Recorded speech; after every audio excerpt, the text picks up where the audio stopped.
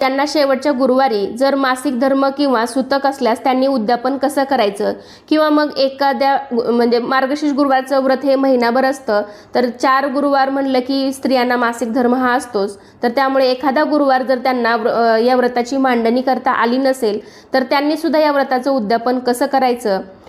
काही जणींना मासिक धर्म आहे किंवा मग काहींना असं वाटत असेल की मासिक धर्म येईल अशी जरी शंका असेल, किंवा प्रत्येकाला आपली तारीख ही माहीत असते, तर अशा महिलांनी काय करावं, तर उद्यापनाची तयारी तुम्ही अगोदरच करून ठेवू शकता. आणि उद्यापनाच्या दिवशी तुमच्या घरामध्ये इतर कोणी व्यक्ती असेल किंवा तुमच्या शेजारच्या महिला या हळदी कुंकासाठी येणार असतील तर त्यांच्याकडून सुद्धा तुम्ही या व्रताची मांडणी करून घेऊ शकता. त्यातीलच एखाद्या महिलेला सांगून तुम्ही त्यांच्या हस्ते सुद्धा या व्रताचं उद्यापन करू शकता. तर हे व्रताचं उद्यापन तुम्ही शेवटच्या गुरुवारी व्रतकथेचे एक पुस्तक किंवा एक फळ आणि हळदी कुंकू देऊन जरी तुम्ही साध्या सोप्या पद्धतीने केलं तरी